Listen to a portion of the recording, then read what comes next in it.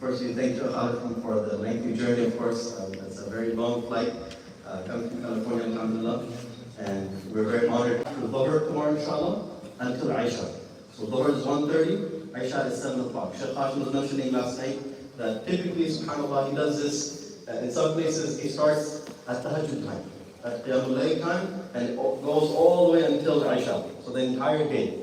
But because of our weakness, he's shortening the course, inshallah, and therefore will begin immediately after Dhuhr, inshallah. Please, we humbly request all of you to join us, inshallah. This is a unique opportunity for us to benefit from this, dear Sheikh of ours, inshallah. So please do come, inshallah, tomorrow, Dhuhr, to Aisha, inshallah. And inshallah, after the talk tonight, inshallah, we'll have dinner as well. Please do stay back, inshallah. Jazakumullah.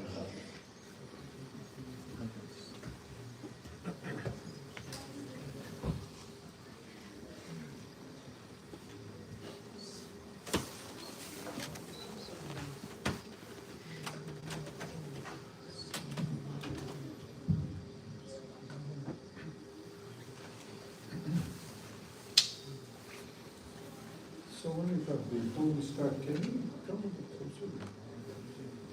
We're trying to get closer to Allah subhanahu wa ta'ala and unify ourselves as a ummah. In doing so, we begin physically and then become spiritually and become emotionally and then so let us come on.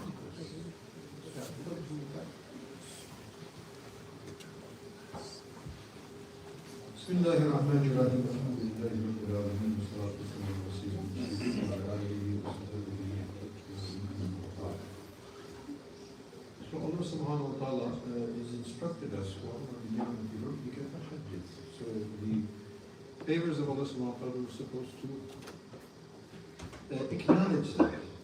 And so the greatest favor that anyone can have, first of all, is existence. Did you ever think about the fact that we exist in and of itself is an unprecedented favor of the Muslim, but none of us actually really deserve to exist. Did you ever think about that?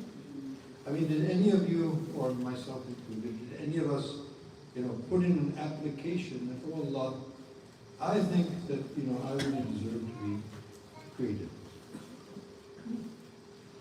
So first of all, Allah subhanahu wa ta'ala created us out of His favor. He didn't have to do that. And then He created us as human beings and He created us among the ummah of Muhammad sallallahu alayhi wa sallam. So the greatest ni'mah after wujud, existence, is understanding the purpose of that existence, which is not a common thing these days, which I'm going to elucidate a bit more later. So this is a journey that Allah was very, very kind to all of us, every human being, and so this is kind of an acknowledgement of Allah subhanahu wa ta'ala's favor upon me, which is a favor on all of us. So people ask me, were you born a Muslim? So the question is obviously yes. We're all born Muslims. كل مولود يولد على الفطرة فأبواه يهودانه وينصرانه أو يمجسانه.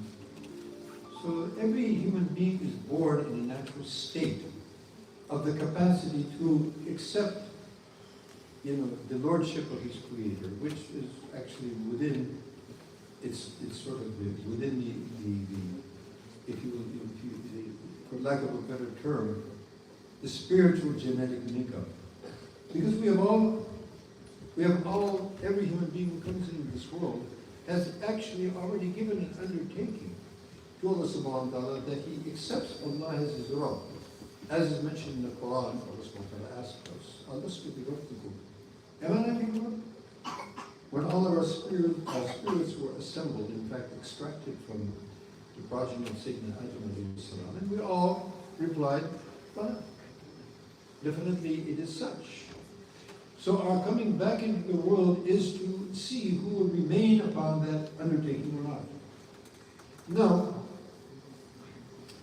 I was actually born in Cleveland, Ohio. I wasn't born in California. I was born in Cleveland. And my father comes from an Ashkenazi Jewish family from Hungary. And my great-grandfather, actually my great-grandparents came from Hungary or returned in the 19th century, early end of the 19th century. And my grandfather was born here. He was actually the president of his synagogue, the Jewish temple here. But somehow or another, but he wasn't that religious. I think he was just kind of like what we call the secular Jew. However, somehow my father, very early on, became a very staunch atheist. So, from my father's side, though they come from the Jewish tradition, but my father was a very staunch and very vocal atheist. From my mother's side, they were actually from a Christian background, and in fact, my great-grandfather was a Presbyterian missionary priest in India. That might be of interest to many of you. And in fact, to this day, he's known in southern India for sorting out a lot of bandits and dacoits that were quite unruly during the British Raj, and he kind of sorted them out, so he's well known for that. In any case, and very interestingly, he, after coming back from India, he and his sister, my maternal aunt, who was an eye surgeon, an eye doctor, and she spent her entire life in India in service of Christianity. And she would go around and treat the people there to bring them to Christianity. She spent her whole life. You know, people talk about we're going to go on the top of the Lord for 40 days and 4 months. For these people, it sounds very strange. I mean, it's a time-based thing or an objective-based thing. You know, they went there, they gave their lives. She buried it. In fact, she was the only one who really objected to me becoming a Muslim in all my family. She didn't even really know me. I didn't know her. But she heard in India that her great-grandnephew had become a Muslim. She really flipped out. She wrote people like that. Anyway, but my great-grandfather came back to America, and he was back in the 1920s. He was accompanying his children. His daughters had convinced him to take them on a picnic to Lake Erie. So he took them to Lake Erie, and there was a famous tornado that came. It's called the tornado, it's a Sandusky tornado. You can see it chronicled, actually. The tornado came and picked the car that he was in up and dropped it in Lake Erie. And it happened to be a Buick, so the family joke is that, he went to heaven in a Buick. Well, I don't know, he got to heaven, but he did wind up in the bottom of Lake Erie, that's for sure. So anyway, that's kind of the background. But my mother actually wasn't religious at all. And where I grew up, in fact, there was a synagogue behind my house, because we grew up in a Jewish neighborhood in Cleveland. But I never saw the inside of the synagogue or the church for that matter. So very early on in my life, I once asked my mother, I said, people on Sunday, Saturday, they go to the synagogue, they go to church and stuff like that. I had no clue what people did there in these places. So I said, why don't we do that? She said, well, if we did that, then we can't do the things we like to do on Sunday. We used to like to go out and have outings and something. So that was the end of that. And so as I grew up as a small child, there was no religion in our family. There was no concept of religion in our family. As a matter of fact, as I said, my father was a very staunch atheist, and religion was actually something you're not allowed to talk about in the house at all. And according to my father, religion is what has messed up the world, right, left, front, center. It's the biggest problem. Give her religion and we'll be fine. Okay, in my childhood, I wouldn't question such things. But then when I was, and the other thing, so the two things that were very peculiar about our family was that, number one, most of my family, well, all my family at that point, were musicians. My father was a musician, my mother was a singer. And so that was actually the religion, if anything. So music, and also my father was very fond of horses. So we always had horses also. And when I was a small child, like you would sit in the maktab in the Quran and darba yadribu darban. To be very tough qari sabta. My father was a horse trainer also, among other things. And we used to have to train on horseback. We used to have to perform in the weekend horse shows. My elder sister and myself, we were small children, but we used to have to perform that, and we used to have to perform. You'd have to come back with prizes. So those were the two things that I grew up with, music and horsemanship. In my very small childhood, we were in a more urban setting, but then by the time I was probably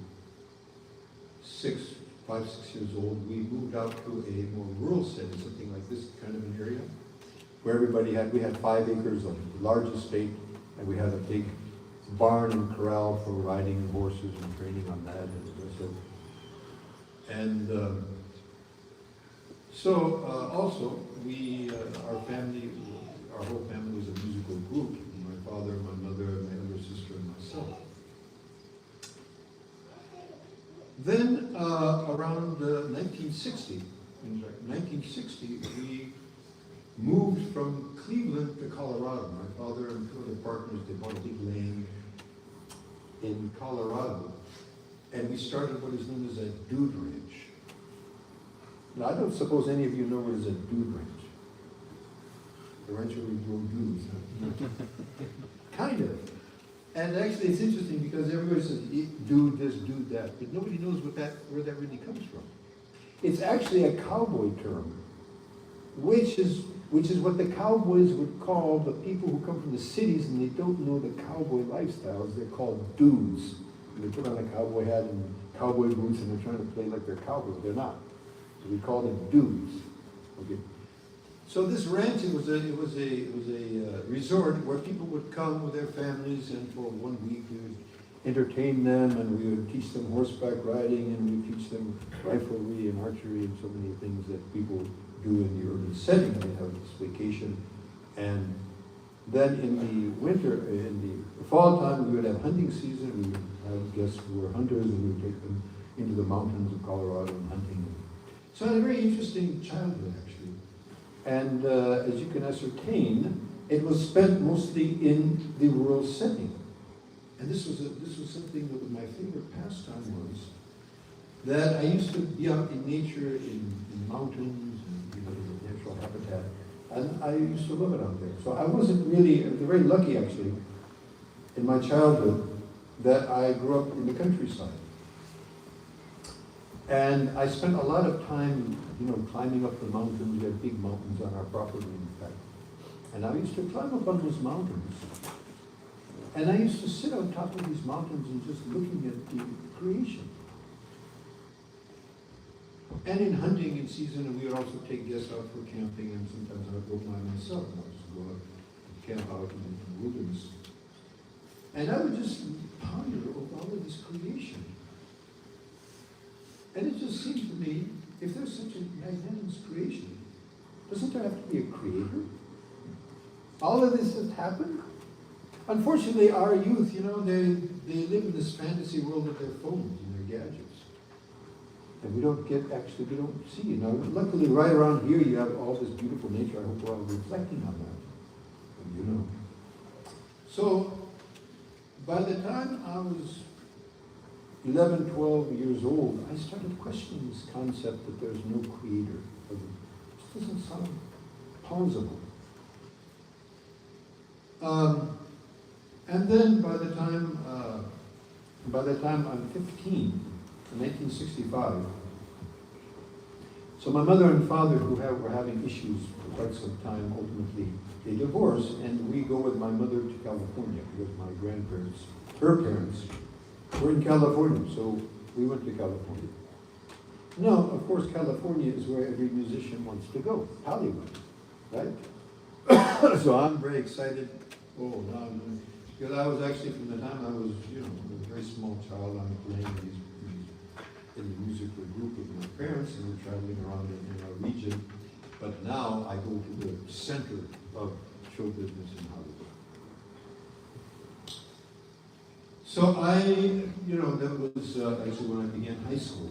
It was in about it, but I didn't pay much attention. I never paid much attention to school because I never thought anything they were teaching me had any relevance to my life. So I was a very poor student. Not that I didn't read.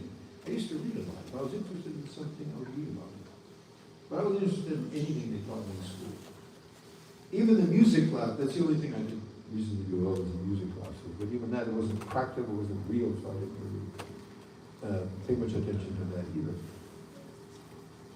But what I did do was I, continued to make progress in my, my musical career, and I, began playing in different bands and different groups, and recording and what have you. And then ultimately, in 1968, I went to Japan, and as a group, we went to Japan for 6 months. We toured Japan, recorded records and TV appearances and what have you.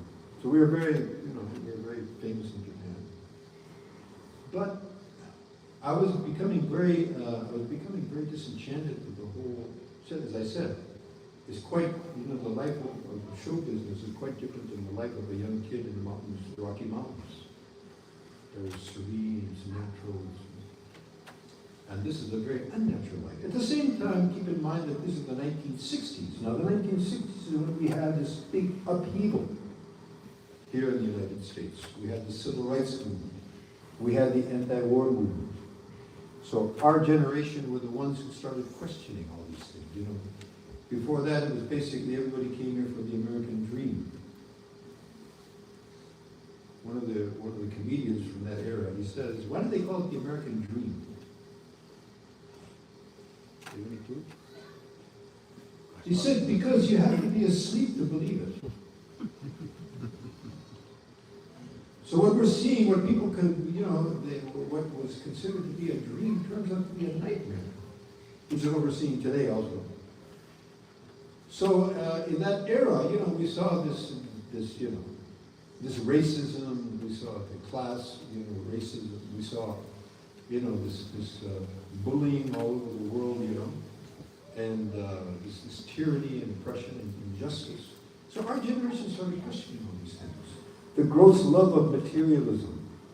Do you know that the hippies, people, they think these hippies are just these, useless fellows who have nothing better to do, and they just, just hang out and, take a lot of drugs, and there's nothing behind it. Actually, that movement, more than anything else, it was the children of rich people.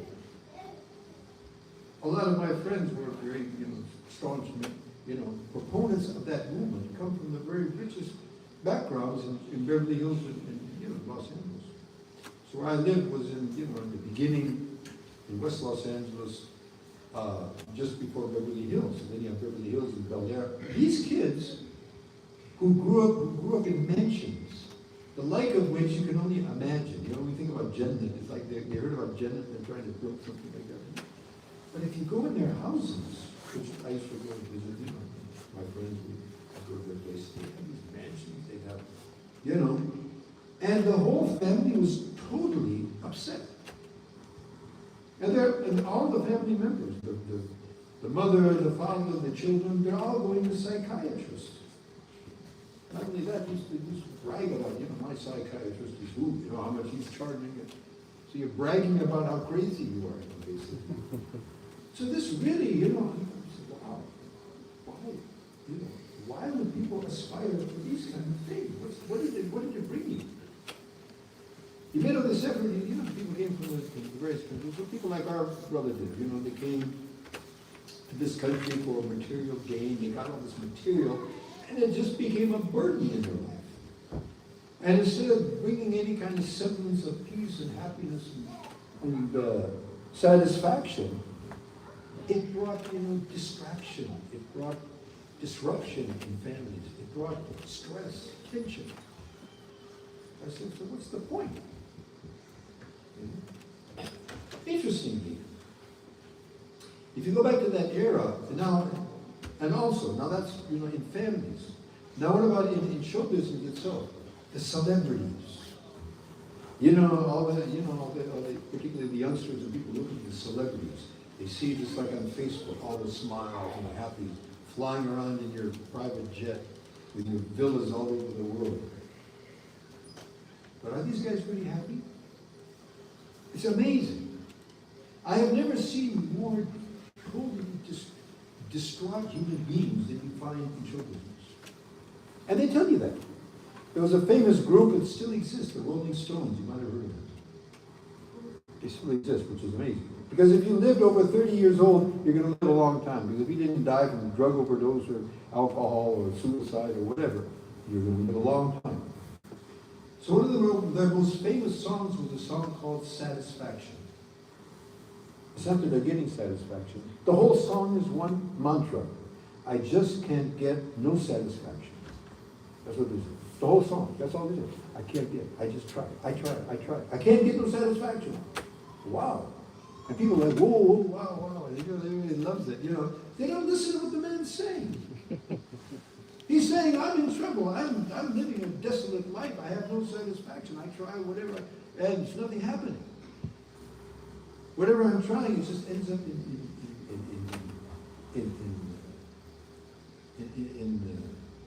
in disdain, in tension, in pain, anguish. Jimi Hendrix was a very famous musician back then.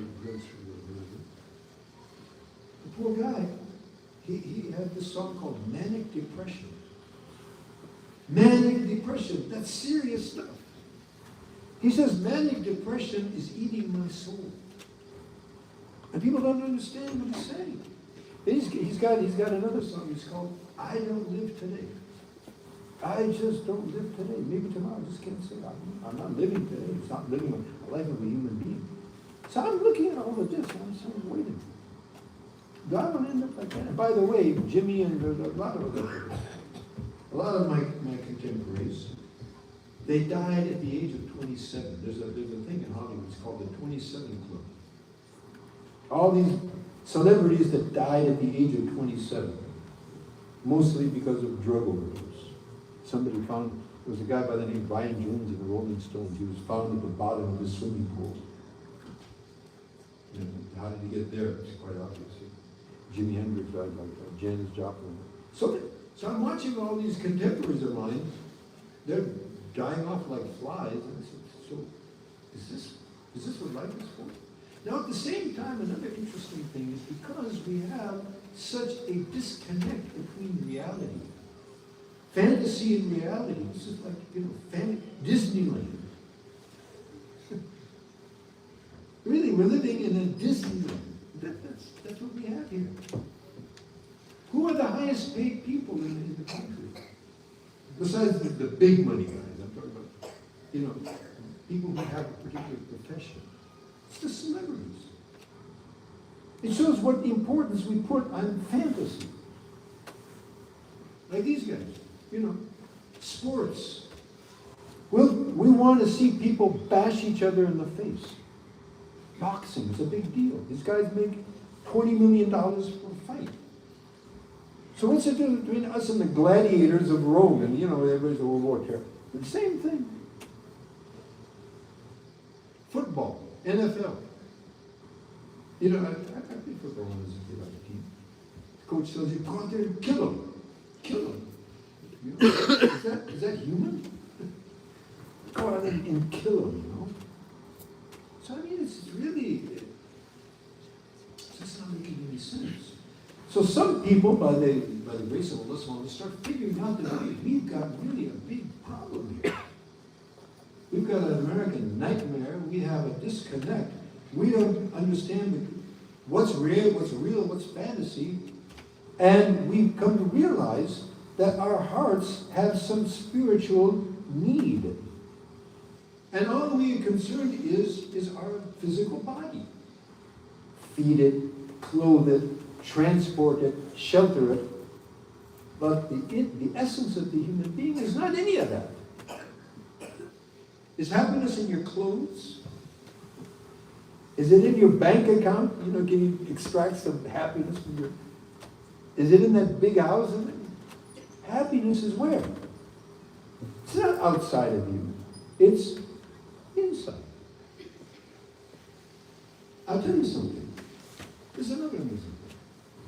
I found that the happiest people that I've seen in the world are the poorest people.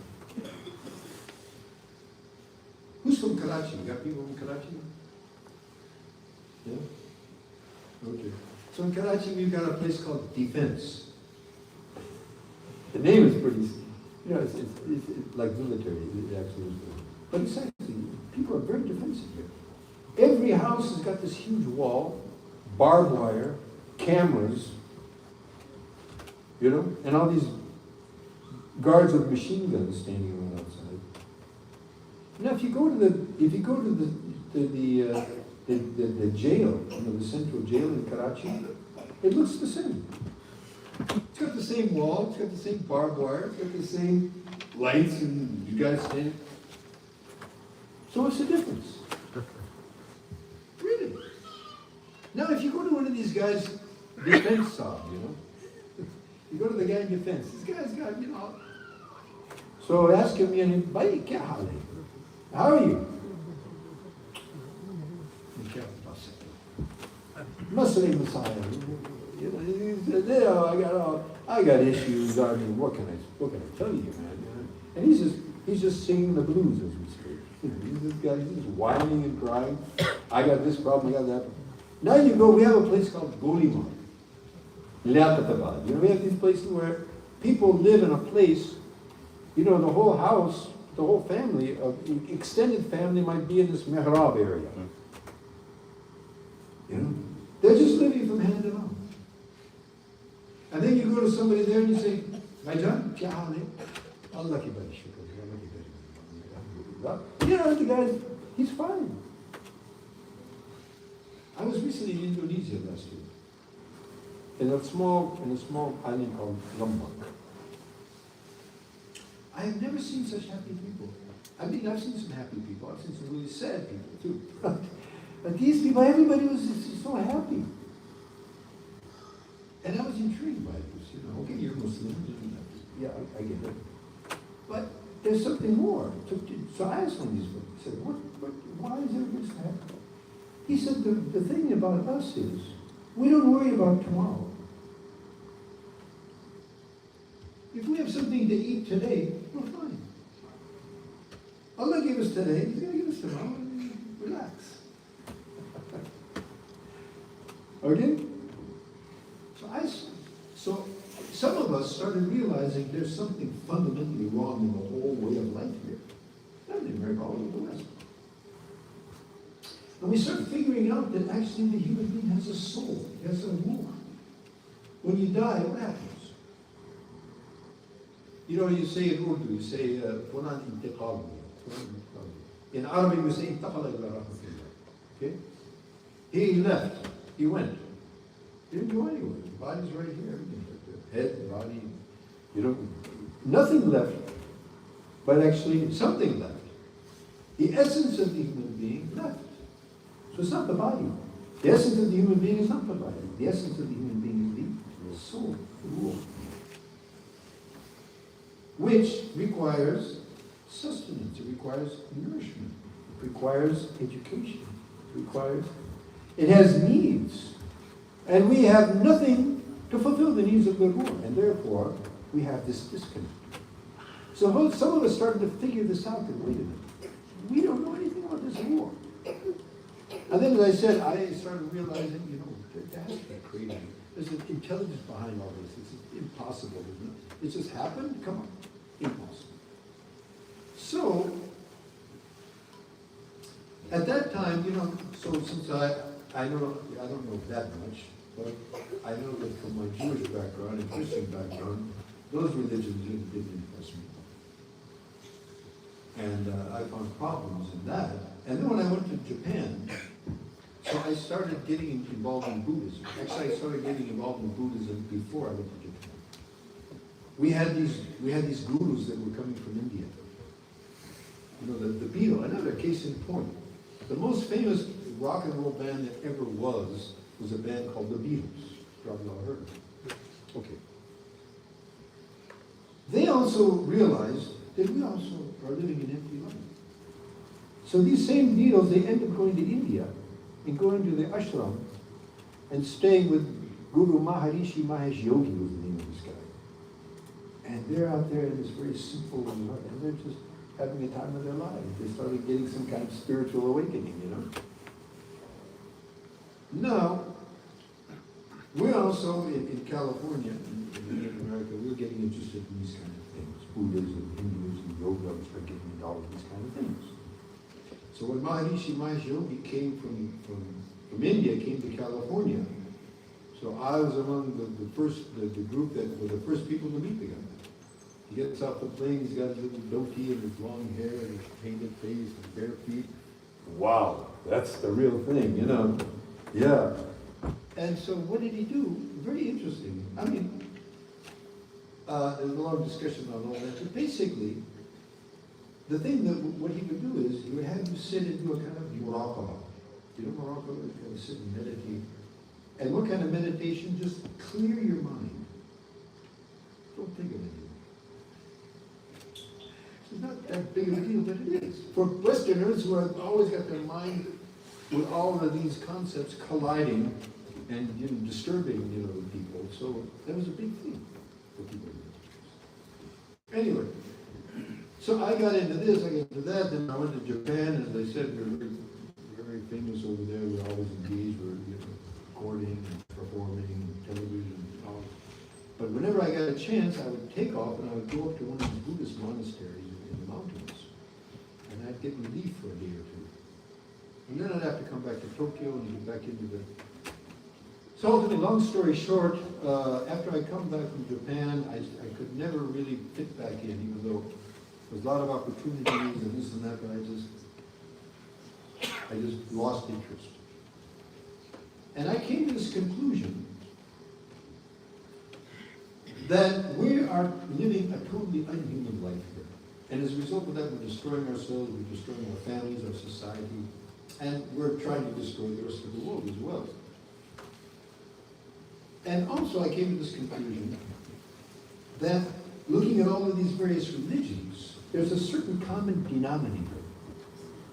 Now even in Hinduism, you might, those from India, Pakistan, Bangladesh, they might have a problem with what I'm going to say, but if you look deeply, even with all those idols, if you really dig down deep, you'll find that they believe that there's actually a supreme idol, supreme God. The Buddhists have it's a very abstract concept, but if you go underneath, you'll find some common denominators in all of these disciplines. If you will go, we also in Colorado, we live in Navajo and Ute territory. So the indigenous, Indians, the indigenous, people here, they have a very spiritual way of life. They're very connected to the natural system of things. And in fact, some of those tribes, they have 5 times a day rituals that are very, the same time of our prayers. So I started realizing that all these holy people who came, like Moses and Jesus and perhaps Buddha, who's not mentioned in the Quran, or the Hindu, the savants that they mention, all of these disciplines have some common denominators.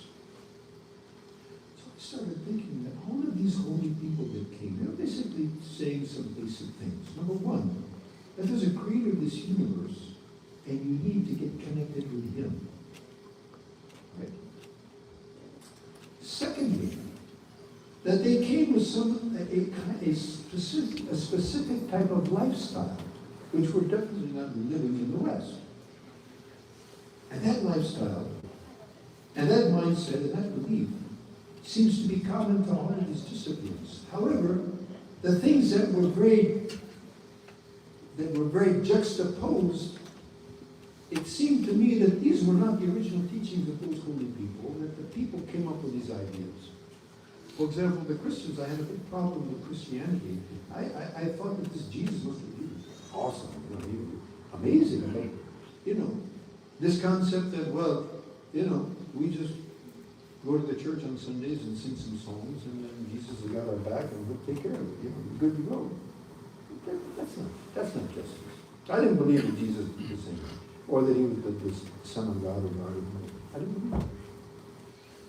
And I also didn't believe that in Judaism, that, the chosen people, Malcolm told me that. We're the chosen people. I said, chosen for what? If you're chosen for something. You're not just chosen, and that's the end of it. You're chosen for what? So I thought, they're chosen for what? To carry on the message, the message. So I thought all of these disciplines have their origins, but they've been corrupted, they've been modified. I want the original. Where's the original? There must be an original somewhere. He created this universe. He's got the power to do all of this. He's certainly got power to have the original message that he wants to reach humanity. He must be somewhere. Where would that be? No, at that point in time, we also had what was known as the Nation of Islam. Okay, Elijah Muhammad, and the mouthpiece of that movement was Malcolm X, and I'm sure that you probably have all heard of it. So Malcolm, rahmatullahi alayhi, he has, long story short, you probably, any who has read his autobiography? Nobody. Did you read his autobiography? Before you listen to my talk, you should actually go and read his autobiography. It's going to tell you a lot about America, this country that you live in here. And some realities, and particularly if you're not a white American. He explains these things in an amazing fashion. So anyway, since we were involved in all of these struggles and involved in all these movements, so Malcolm was a big figure to all of us. We had a huge respect, even though we weren't Muslims, but Malcolm was somebody that we really had respect. Even his enemies respected him. Because they know this guy is genuine. He's not playing around. So when he went to Makkah, he went to the east, and then he wrote about that. And there, they don't have racism. Everybody, they got white, brown, black, blue, green, charcoal, whatever color, and they're all brothers. This is amazing. Now, for coming from America, that sounds like an impossibility. So anyway, so what Malcolm had to say about Muslims in the East, that intrigued me. But we didn't know much about it. Islam wasn't famous in those days like it is now. They heard mufti, they heard fatwa, they heard jihad, they heard all these terms. Everybody all over the world, they know that. In those days, you never heard anything about Islam. So that was intriguing to me. But my research, what I came up with, I thought that maybe what I'm looking for is in the mountains of Ethiopia. Why? Well, I had an affinity to Africa. And the reason, perhaps more than anything, was that the music that I ended up playing more than anything was Afro-American music. So I used to believe it. So I had this affinity with African music, and I really liked it. And so anything African was very enchanting. And I came to find out that you had these followers of Isa, the Coptics, who had ostensibly left and went into the mountains of Ethiopia to preserve their original teachings of Jesus. Oh, so maybe they have it.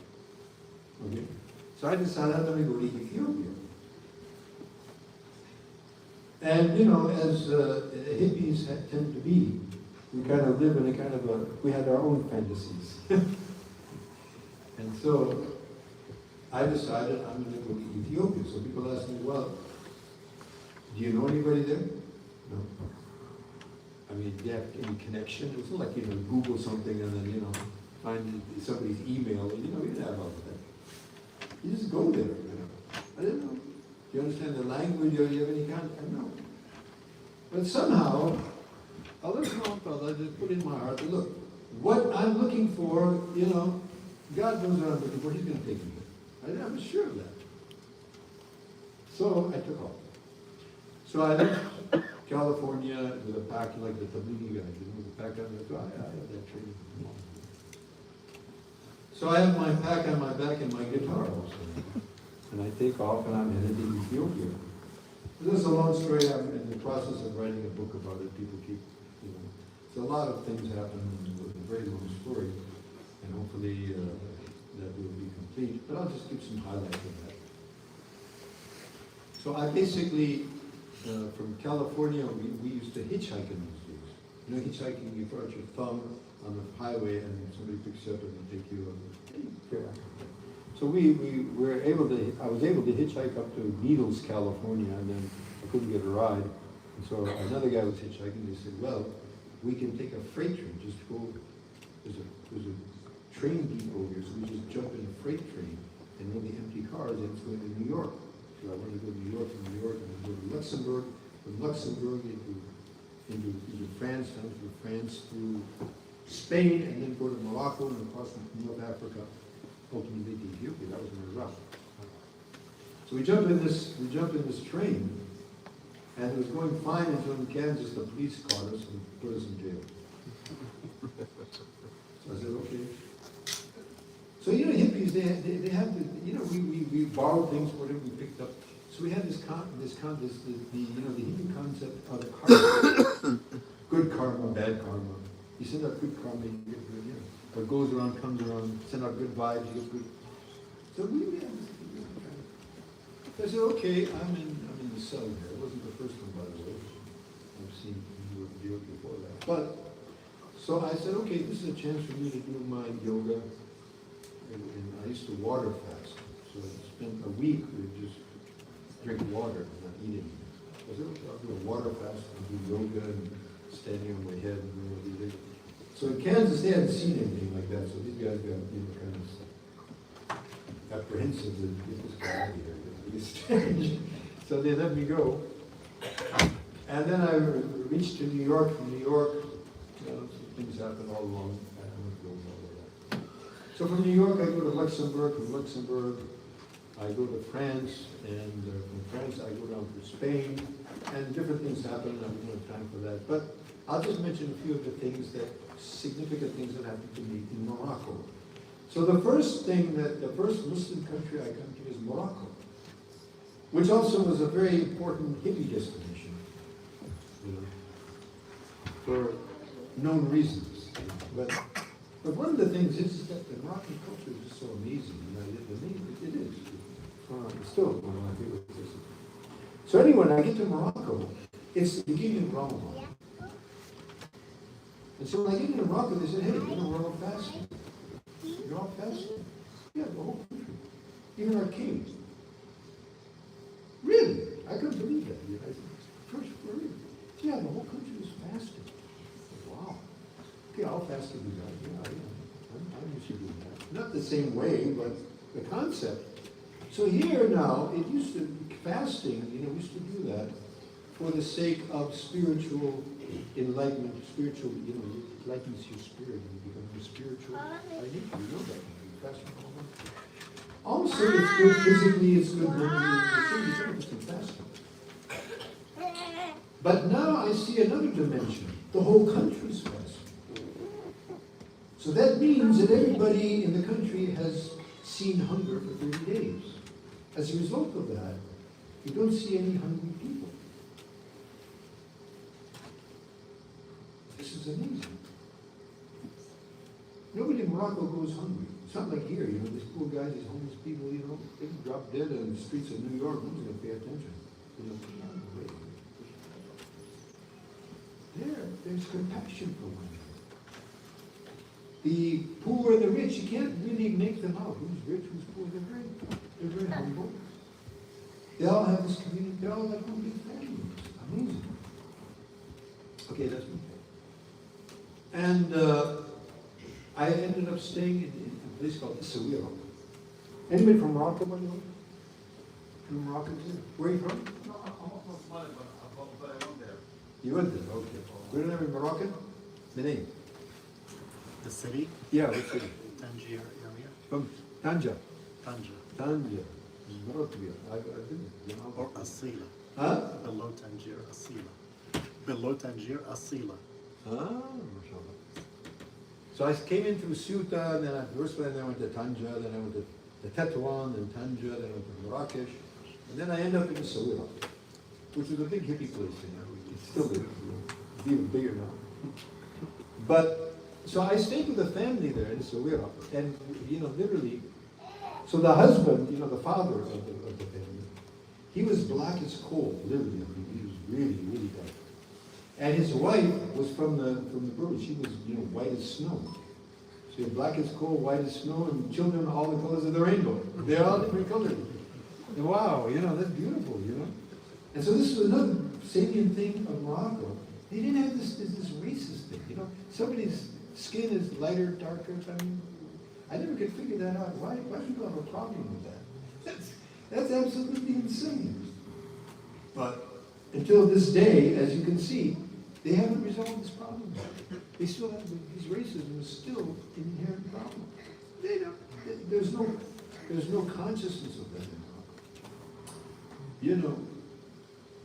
So in Marrakesh, also an interesting thing happened in Marrakesh. When I get to Marrakesh, and I'm from California, I'm this natural foods person. I've always been like that. I'm another racist like that. So dates is a big thing. I have to eat dates all the time. So when I get to Marrakesh, I want to go buy some dates. So we went to the Souk al-Tamar, the date market. Now in America, you don't go to the date market. You go to the shop for dates. Here you got a whole market. It's nothing but dates. 1,000 of these guys. They're all selling dates. It didn't make any sense to me. If you have 1,000 guys or hundreds of these, they sell the same thing. They have the same little stall, and the same price, the same goods. How is anybody going to make a living in it? It doesn't make any sense. I said, well, these guys are third world, So I'm from America. I'm going to give them a little marketing 101, class today. Some marketing strategy. I said, look. So I went to one of them. I said, look, are you guys sitting here together like this? This doesn't make any sense. Why don't you, find places in Marrakesh? It's a big city, big town at least. And there's a lot of places probably they don't have any date sites. Why don't you, find one of those places, get your ninja. And he's just looking at me smiling, Like, your son comes up, Baba, I think if you're in the head, yes. That's like, okay. He said, if we gather all together here, we spread out all the evenings. Whatever Allah wants to give us, He's going to give us. Relax. Wow. Tawakkul. Iman bil qadr. I don't know these terms at that time. But we hippies, we thought we were, karma people and this good vibes and all. I said, this guy, he's a hippie, light years ahead of us. And this guy can really, he believes this. Right? Wow, this is really something. Another incident, fast forward, I went to Agadir, then I went to Gulamim, and then in Gulamim I get connected with Moroccan musicians. So we started traveling around in the villages in Morocco, playing, and I learned there's Moroccan music, and so, there, musicians are musicians everywhere, pretty much. But interestingly, in Sidi Ifni, they went to a place called Sidi Ifni. Sidi Ifni, a beautiful place on the seashore. And we were right near the masjid. So they would call the adhan. And they didn't have microphones on. It's just a beautiful adhan they'd be calling, and I used to just listen to that. I don't know what the guy's saying, but it just has a spiritual impact. And so I just used to stop, which is what we're supposed to do, by the way. When the adhan is being called, the Prophet says, listen to the adhan and say what it says. And this is Allah Rabba Hadi Da'wah Tamma. It's a complete. I didn't know that. But I know that this is something really, really powerful. So every time I used to call this adhan, I used to just stop and listen. So my buddies, they used to watch me. So then they came over to me. They don't pray, they don't play, they're musicians, same kind of life everywhere. But under all of that, they're still Muslims. This is an interesting thing. And so they came over and they said, you're our brother, you're with us, you're our brother. But we want you to really be our brother and become a Muslim and pledge allegiance to King Hassan. That was during the time of Hassan al-Thani. It's interesting how they have this, they really have this respect for the common people. So I said, well, I'm not interested in your king, to be honest. But as a matter of fact, that's why I left the country, because I'm looking for a real religion. If I thought Islam was it, I'd accept it right now, but I don't know that. So, but it touched me that, so this is something interesting, that a Muslim, he can be doing all the wrong things, but still, that flicker of Iman. And I'll give you even a more interesting example of that. So among our clients that we had as musicians in rock music was in the military. Military guys would call us for a party. They'd have a party, which unfortunately they'd be having drinking and all this kind of things rather than a party. And so we'd be playing music, and you'd have this, they would be drinking and they'd get drunk, and then somebody'd say something to somebody else, and then they'd get angry, and then they'd start hitting each other, and there'd be a brawl, and then someone would say, Sallu ala Rasulillah, Allahumma salli wa sallim ala Rasulillah. Yeah, really. And everybody, and just the mention of the Prophet sallallahu alaihi wasallam, and just everybody just, and they start crying and hugging each other, and all this kind of thing. And then they start up again, and then after 10, 15 minutes again, and this would go on. So this intrigued me. This religion is such that, people who aren't even, they're living very licentious life, but this still has impact on them. So now, and then the last thing I'll mention about Morocco, so many people but I stayed there for I just wanted to actually pass through, but I was so intrigued with it. I stayed for 6 months. I went all over Morocco. Now coming back from, finally then I say, okay, I'm supposed to be going to Ethiopia, so then I leave Lulamim and then I'm headed back to Soweto, and now I head back here, I start moving across the east to Algeria, Tunisia, Libya, So when I get to past Agadir, and I'm traveling, and I've got this heavy pack, and I've got my guitar, and it's around 10, 11 in the morning, and it's hot, I'm tired, I'm hungry, and there's no transport, and I just sit down by the side of the road, and I'm just exhausted. So this Bedouin, this villager, he comes walking by, just leading his donkey. And he looks at me. He says, you look unhappy. So by this time I was speaking to him, I said, yeah, I'm definitely unhappy. I'm hungry, I'm tired, there's no ride, I'm in the middle of no. He said, well, you know what? That's how it is, why don't you just enjoy it?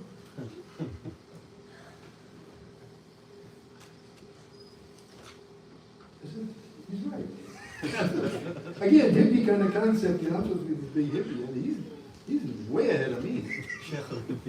Yeah, for sure. I said, yeah. There's nothing I can do about this. So I can be all bent out of shape and be angry and be frustrated, or I can just enjoy it. After all, it is a beautiful day and a beautiful scenery, and I'm alive. There's a lot to be thankful for. Shukr.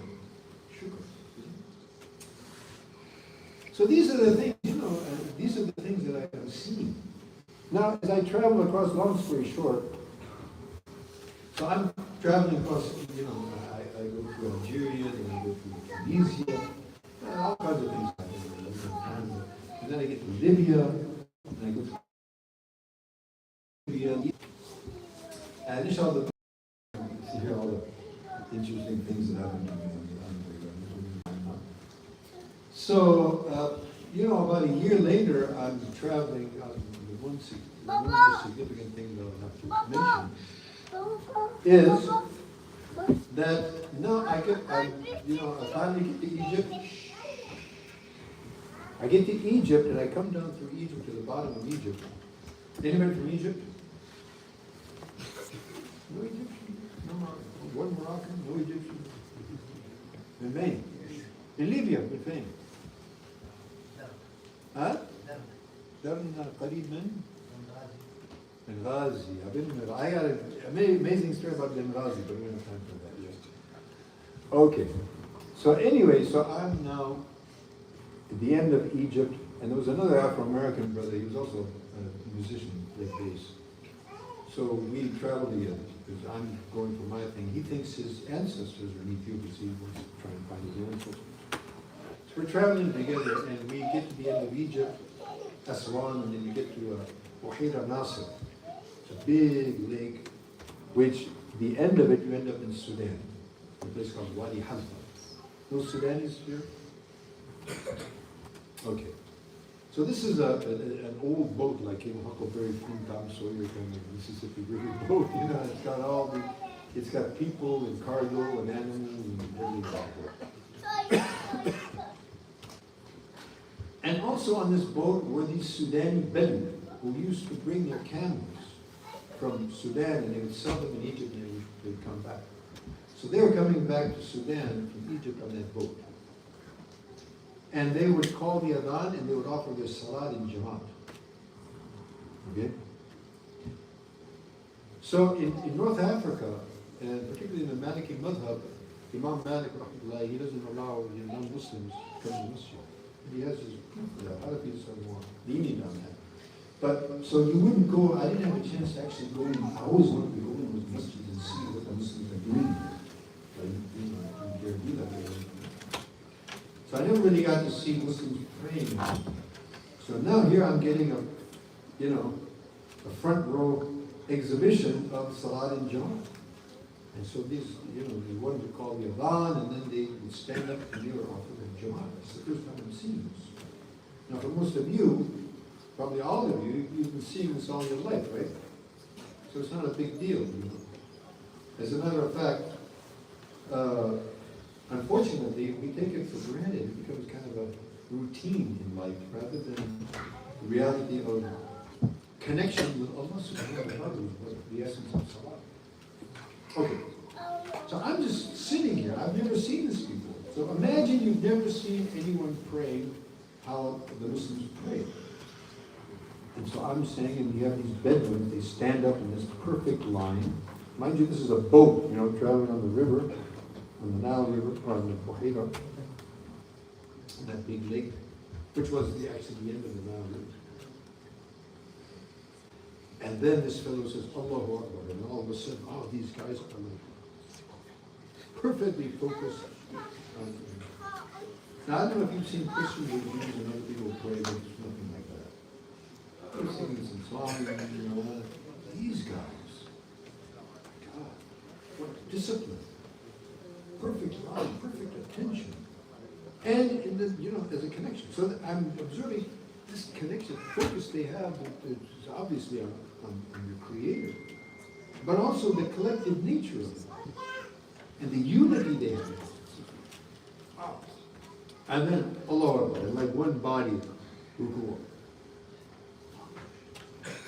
Then, Sami Allahu liman hamidah, Rabbana lakal hamd, Allahu Akbar. When they all went into sajda, that's it. The religion has that in it, it has to be right. There's no way. This didn't come out of anybody's head. And I know what religion, obviously, it's Islam. So I know from that moment that that's what I'm looking for.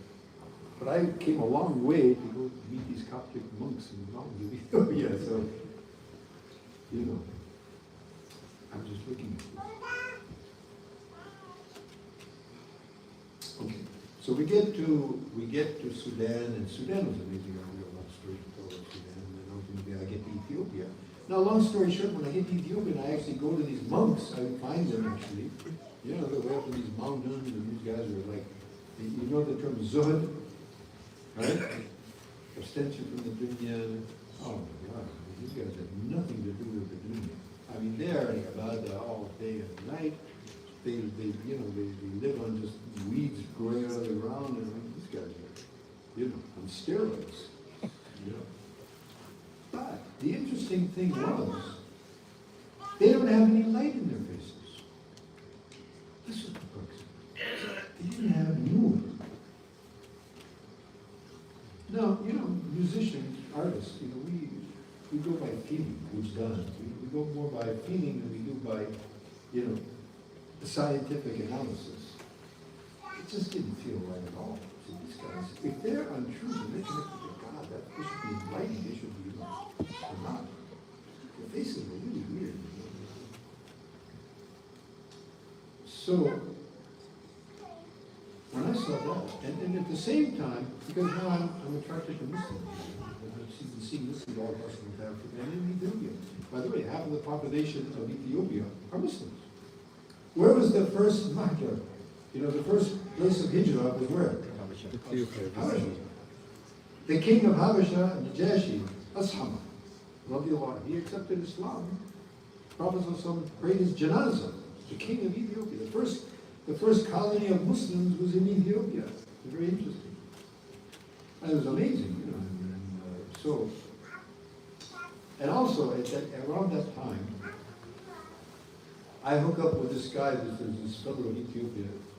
He used to put on this show, and the show that he would put on like these sport feats, like you could drive a car over and it wouldn't hurt you. You could put a big boulder and bash it. And he had this really strong guy, and he had this show that he used to put on.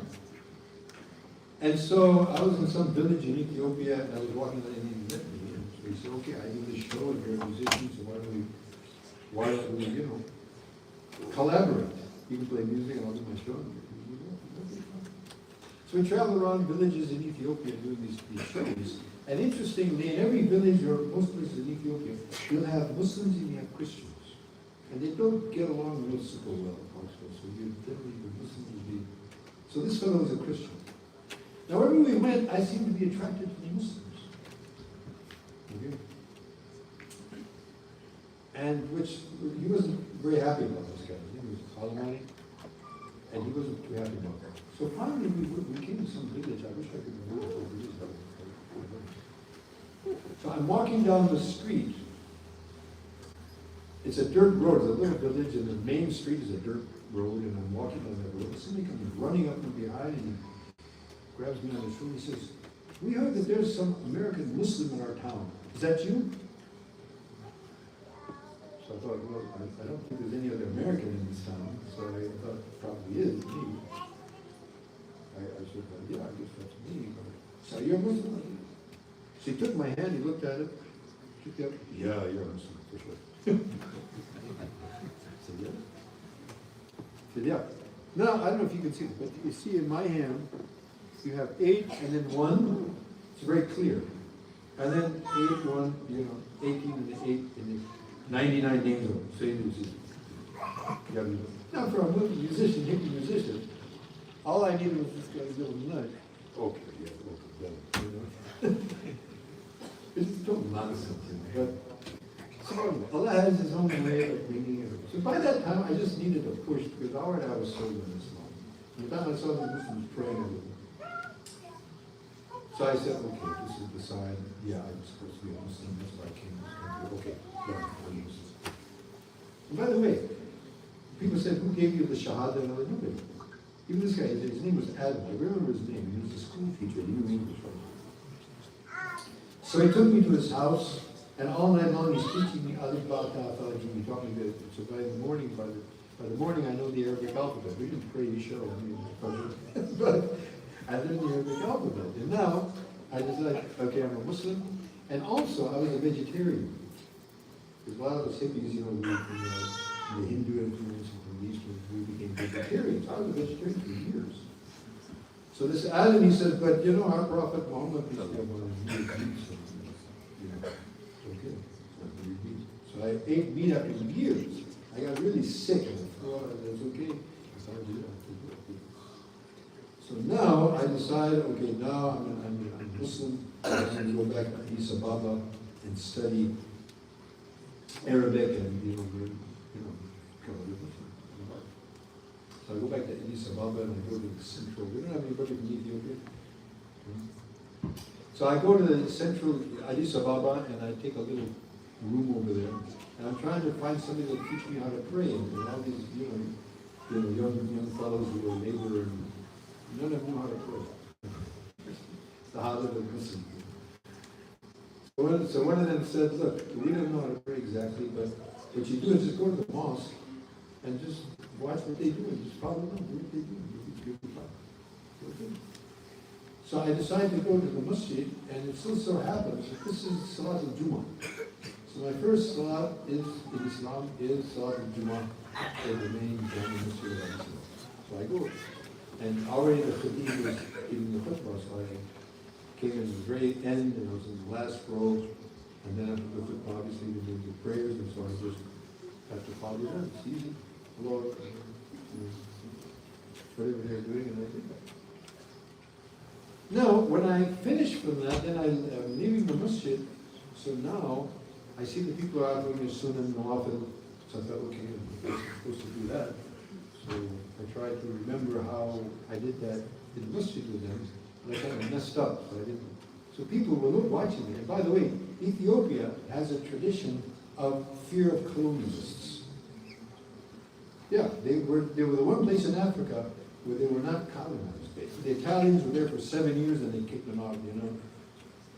So now I'm trying to make my prayers the best that I can remember, but I was making mistakes, obviously, or something. So they start gathering around. I go, oh my God, my first prayer, my last one. And miraculously, I don't know, somebody comes up and says something, and they trip up. So now, then from there I went to a place called Dawa in Harab, which is a very wonderful place, in centers of, in the mountains actually. And a lot of ulama and basically Muslim areas and so on. So I stayed in Ethiopia for about 6, 7 months. And however, in Harab, you know, as I said, you know, the Ethiopians can't figure out why I'm there. So the intelligence agencies were watching me, you know, because I don't look much like an Ethiopian, you know, so and he's an American, you know. So every day they were taking me and interrogating, what are you doing? I said, I'm looking for religion, I'm a Muslim. Come on, what are you doing? They didn't believe that. And every day it was happening. Finally, I left from there, and my friends from Ethiopia, they said, well, this is the problem. You know, our country is run by other people, and we're going to want to go to Yemen. So I leave from Ethiopia, I went to Yemen, and I think in Yemen I could say that that's where I first, the ulama there in Yemen, they take me into their wing and they start teaching me. And ultimately from Yemen, then the Hajj came. They said, okay, go with us to Hajj. And so I said, I just became Muslim. Hajj, I thought, you know, it would really be. So anyway, I went to Hajj on the boat.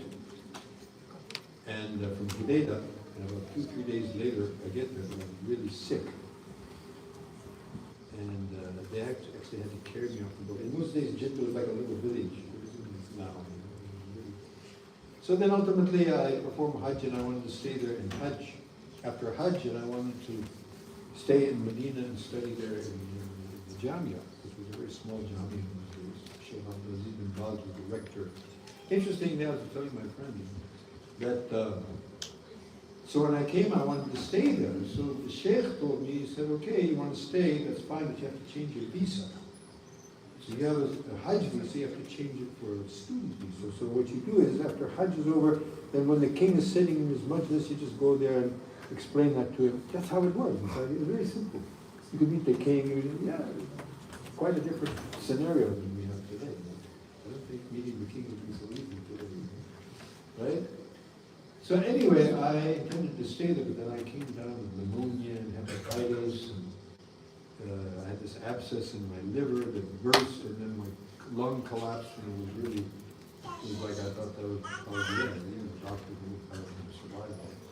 But after about 2 months in the hospital in Jeddah, which they didn't have a very primitive setup, that I had to go back to America for an operation on my lung. And so I ended up coming back. Actually, I never wanted to come back to America. I never wanted to see the country. But I found myself back. And so, back in America, back in Los Angeles, I studied Arabic language in Los Angeles City College, downtown Los Angeles. And after a year of studying Arabic language, then I take off and head back to Medina. And then in New York, on the way, I meet up with Tablighi guys who really hijacked me. And I ended up going to India and Bangladesh, and ultimately come back to America and get married. And then again, finally by 1978, I was able with that now with the whole family and the children. We were back in Makkah, and I studied in Makkah after graduation. I was sent to Pakistan in 1985, where I've been basically stationed since then. I'm back here since around 2020. based back in California. That's kind of the khulasat of the story. And the long version, we'll have to wait for the board. Any questions? What kind of thing was a question? How long were you in Yemen? Huh? How long were you in Yemen? How long was I in Yemen? About 3-4 months. Which part? Are you from Yemen? No, we have friends that studied there. I originally went to Taz, Okay. and then I went to Sana'a.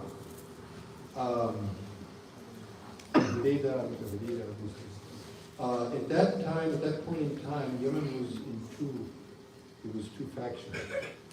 So you had northern Yemen, and then southern Yemen was under communist rule. It was hard for me to, so I didn't get a chance to go to other. So yeah. So what was your main aim to do like that long traveling from To find the real America? religion. Huh? To find the real religion. Oh, that was, I mean, that was not your business or musician, professional Well, things, not as like a musician, I kept on playing all along. In fact, I took my guitar to Hajj. Fortunately, I didn't play it. Guitar to Quran. Yeah, I didn't actually leave. So when I came back to America, I was composing Islamic music, and but I sort of, but I wasn't going to go back to the nightlife. As soon as I got back, people heard I was back. Okay, we got a gig here, and, you know. So I didn't want to go back to nightclubs and all that kind of thing. Sheikh, did you say that you are in the process of writing a book? What's about that? this? Yeah, Did you say there's a that you book are in in the process. process? I've I'm done looking about- forward to it. This Safarnama or the travel log. Yeah, inshallah.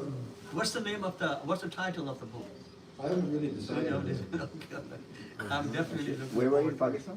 Huh? Where were you in Pakistan? Karachi. I still have a house in Karachi. Really? A third of my family is still in So Karachi. what were you doing in Pakistan? Teaching. Where?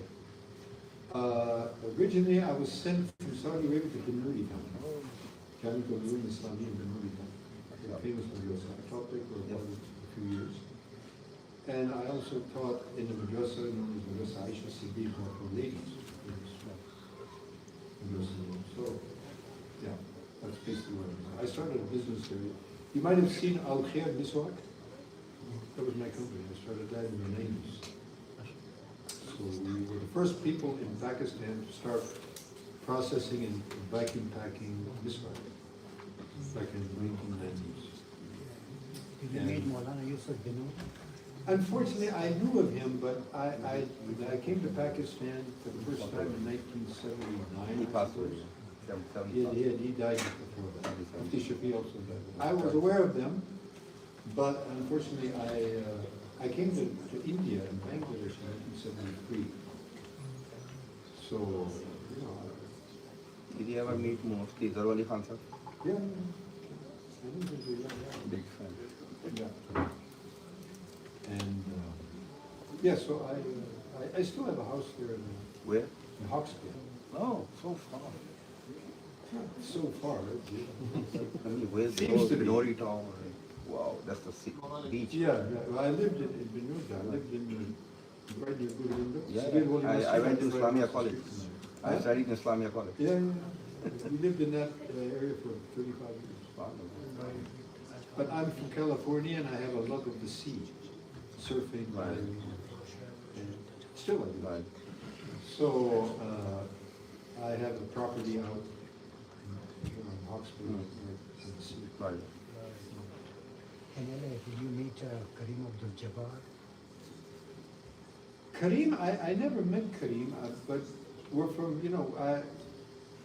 as a young musician, he was playing for UCLA at that point, when he was Louis Elson. I know of him, but I never met him. Yeah, so, Maulana, do you still teach in the madrasa there in Karachi? What's that? Do you still teach in the madrasa in Karachi? Huh? Do you still teach in madrasa Aisha? No, I've been since 2020. In 2020, I took a job as the director of the Islamic Center in Tustin, Southern California. So, I still consider myself a Southern Californian. Southern California. So I had that opportunity. So I was 3 years there, and I taught in IOK, where Sheikh Suhaim was one of my students there. So 3 years I taught there. And now I'm based in San Francisco. So I teach in the university. Give these kind of sessions, some trainings. So question, you have seen the 60s, 70s, and now you're in the new millennium and 2026. What's your advice for us, Muslims that have been immigrated to America? We don't know much about the thought process, the culture, even living here, but you know, the deep understanding, we don't have that. What's your advice for us? Well, you probably won't. But your children will.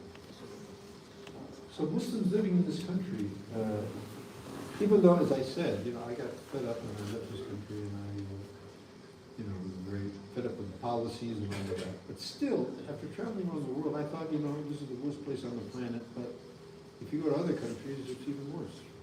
So, in many subjects. So, as with all the Islamophobia and all of the other stuff that's going on, still, to this day, even though it's fastly eroding, we have the ability to do here in America what you can't do in any of the countries that I know. And I've been on a lot of countries. So if Muslims want to continue to enjoy this, they're going to have to understand this country and how it works. If you understand this country and how it works, you understand the Constitution, you understand the Bill of Rights, you understand how things work here, then Muslims, what's it like when I became a Muslim? When I became a Muslim, it was a handful of, you know, social misfits. Either we were criminals or we were musicians, and these are also criminals, but we were a more sophisticated kind of criminal. And we didn't have, you know, there was no masjids in the end. There was no Islamic centers. I remember a time when there was no halal meat shop in the whole of America. Ismail Layli was the first guy in Brooklyn to start a halal meat shop. And then my dear friend Wali Muhammad started one in Philadelphia. I don't know if any of you knew. So, What year was that? 1973. Wow. Yeah. Early 70s. You know, I began Muslim in 1971, and then I came to New York in 73, in California.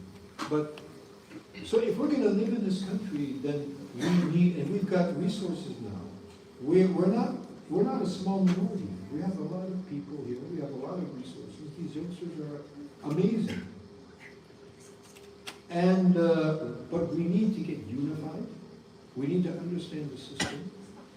And not only for our good, for the good of humanity, not only the country, humanity. The whole world is sinking. It's like the Titanic, it's going under. And the only people who have the wherewithal to rescue the ship is us, the Muslims. So it's not only for our sake, but the sake of humanity. The whole human ship is going under. So with this sense of responsibility, and not just for our own survival, or the survival of our constituency, but for the survival of the country, the survival of humanity, it's imperative that we come to know that. Now, I'm not expecting people who, immigrated from various countries and, you're in your 50s, 60s, 70s, and now you're not going to do that. Okay. You did what you could do, but the next generations, those kids who were born and raised here, they're going to do something. But they have to understand what they're doing here. We need to have purpose. Why are we here? Why did Allah put us here? Right? And so for our own good and for the good of the country, for the good of humanity, we need to understand the system, we need to unify. And now we've got a mayor of New York City, a Muslim mayor in New York City. If you had told me 30 years ago that you know that there's going to be a Muslim mayor in New York, I'd say, I don't know what you've been saying. It's not going to happen. We don't have, not only, we have a mayor of New York City, a Muslim mayor. We already have a mayor of London. Yep. The two financial and commercial hubs of the world, both of these cities have a Muslim. I mean, how much good Muslim they are, that's immaterial. The point is that even the name Muslim, that's been, that's happened. This is a huge sign, So we need to unify, we need to understand what we're doing, and it's just a lot of emotions and jump up and start shouting and screaming. With plans, with vision, unity. And by the way, folks, nobody is going to do everything. We need different kinds of people and different kinds of efforts in different types of spheres and sectors. We need our people. We need our people. That's why I always, all you kids ask you, what are you studying in school? You know, I'm not going to say, okay, go join the dressing room. What are you studying in school? I'm in geography, I'm in business, I'm in IT. Yeah, okay. So you make your vision that you're going to be leaders in these sectors. At this point in time, we're followers. Where's the herd going? Okay, you know, follow along. We're not followers, we're leaders. We're supposed to be leading humanity. We're not the ones who are supposed to be impacted. We're the ones who are supposed to impact. We're supposed to show people how to live like human beings. They don't, poor people, they don't know. Right? So we need to, you know, all these areas, these young people need to go in there and learn these areas and become the leaders with a proper intention and the proper modus operandi, which is going to be structured on the structure of Islam. Like we did for centuries. We were the superpower. We were the innovators. We were the example that everybody looked up and learned. Our universities in Cordoba, our universities in Baghdad, that was the standard. Because we understood our purpose, we understood who we are, and what we're supposed to be doing. We don't know who we are. We're like the lion who ended up in the pack of sheep, and he thought he's a sheep. He don't know, he don't eat grass, and he's convinced he's a sheep. No, you're a lion. So we are, to guide humanity. We're not just to, gobble and swallow. I'll just end with this one story. It's interesting. There was an American lady back in probably 1960s. So she came to Pakistan.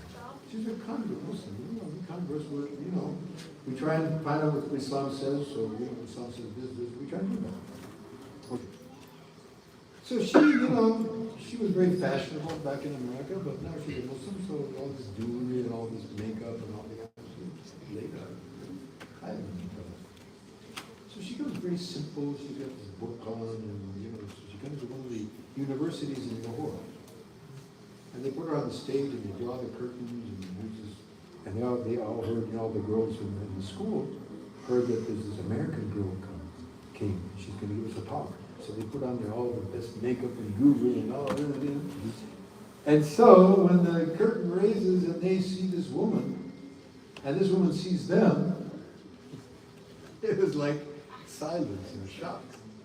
So then she says, I am really astounded that all the things that we spit out after accepting Islam, you are ready to gobble and swallow.